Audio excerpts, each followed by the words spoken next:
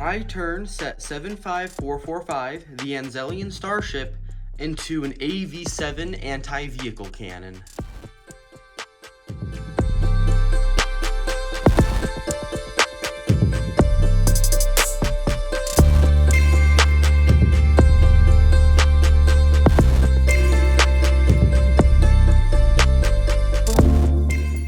Alright, let's get straight into the review of this alternate build. First off, for playability, the head moves up and down. It does not go any more forward than this because it was breaking the parts, as well as I feel like realistically, if it's shooting anything closer than this, then it's going to damage its own troops or itself in the blast. For the shells on this vehicle, I decided to use these bright yellow parts to accent it. However, they looked way too plain sticking out by themselves, so I also put the accents on other areas of the vehicle. I am also quite happy with how the gunner's seat turned out, with the control panel up top and then a little back piece here that really makes it look like a chair. I'm just going to remove the head real quick so you can see the underside a little bit better. As you can see, I include some nice little greebling right here to keep that front section looking really nice and sloped. However, on the back side, I wasn't able to obtain the same detail, mainly because anything back there would stop the head from tilting backwards as far as I wanted it to. I also included some nice greebling on the side of the cannon in the form of this, I think it's supposed to be a sensor, and then as well just some nice plates and pieces to help keep it looking really clean. Another really fun detail, and in order to get this cannon shape, I actually built this entire piece upside down. So if I were to remove it real quick, you can see that the entire thing is built upside down and then connected to itself in that manner.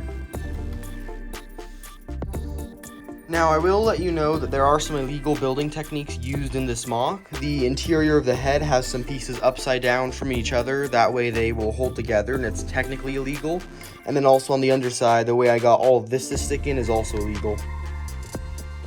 And then while this isn't technically illegal, the way I got these legs to stick on, they're only being held on by one stud so they can still rotate. And that puts a lot of stress on them, so if you're actively playing with this model, eventually they will lose their clutch power right here on this stud. However, I purposely put this piece here so that most of the weight is actually balanced right on there when the cannon's flat, so that it doesn't put pressure on the legs. Now, at first glance, this build might seem kind of small, but it's actually over a foot long, and then this is it compared to a standard battle droid. Also, the AV-7 cannon that LEGO released. It kind of dwarfs both of them.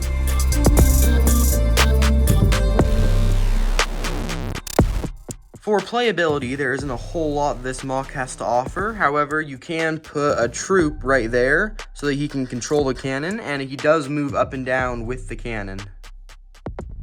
This model also has a small crate as its side build, which doesn't really offer much value, but it is something that you can build with this from the same parts of the set. Now, one piece of advice, don't pick it up by the head. It's a little fragile, and while you can carry it by that, it will eventually fall off, and in the process, usually break a whole lot more from a greater height.